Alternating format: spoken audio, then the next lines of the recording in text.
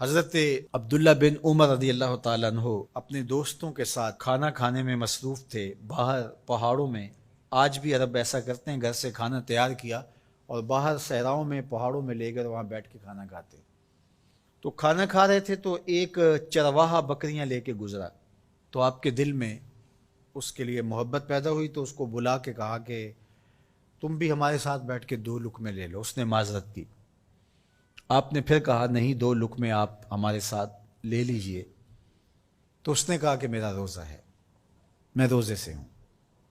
تو حضرت عبداللہ خوش ہوئے کہ سخت گرمی اور سارا دن دھوپ میں بکریوں کے پیچھے روزہ رکھا ہوا ہے۔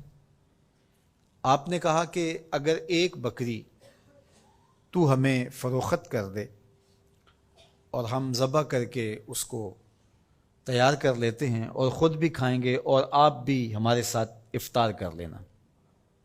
اس نے کہا میں ان بکریوں کا مالک نہیں ہوں، میں چرواہا ہوں، یہ میرے آقا کی بکریاں ہیں اور میں بیچنے کا مجاز نہیں ہوں۔ بہت متاثر ہوئے عبداللہ ابن عمر رضی اللہ تعالیٰ عنہ۔ آپ نے اس کو مزید آزمانے کے لیے کہا کہ تو اپنے آقا سے کہہ دینا کہ بھیڑیا بکری اٹھا کے لے گیا تھا، تو ایک بکری ہمیں دے دے۔ تو اس نے ایسے آسمان کی طرف دیکھا اور کہا اللہ کہاں ہے؟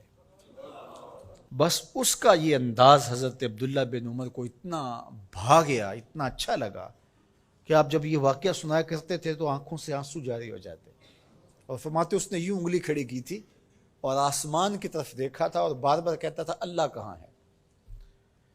خیر آپ واپس شہر آئے، اس کے مالک کو تلاش کیا اور کہا کہ اس غلام کو اور بکریوں کو من چاہی قیمت کے ساتھ مجھے فروخت کر دو۔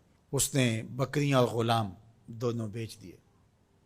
آپ نے غلام کو بلایا اور کہا کہ تو آج کے بعد آزاد ہے اور یہ بکریاں بھی تیری ملک ہوئیں۔ تیرے ایک جملے نے کہ اللہ کہاں ہے تیرے لیے آزادی کا مجدہ بنا دیا اس کو، اور میں تجھے ساتھ دعا بھی دیتا ہوں اللہ تجھے جہنم کی آگ سے بھی آزاد فرما۔ تو یہ یقین کہ میرا اللہ مجھے دیکھ رہا ہے، یہ اگر آپ کے ساتھ جڑ جاتا ہے تو پھر کسی کیمرے کسی سیکورٹی کی ضرورت نہیں ہے۔ یہ عقیدہ اتنا بڑا حصار ہے، عبادات میں بھی سرور دیتا ہے، اور یہ عقیدہ انسان کو گناہوں سے بھی محفوظ کرتا ہے اور بچاتا ہے۔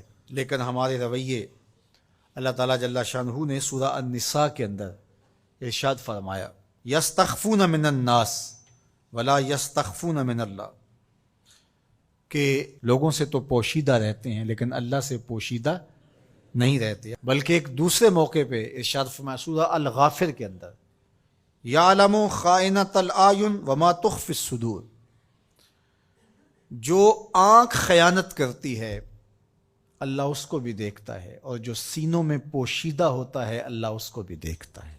جو چیزیں سوچ میں پیدا ہوتی ہیں، جو بطور وسوسہ آتی ہیں، تمہارا رب اسے بھی دیکھ رہا ہوتا ہے۔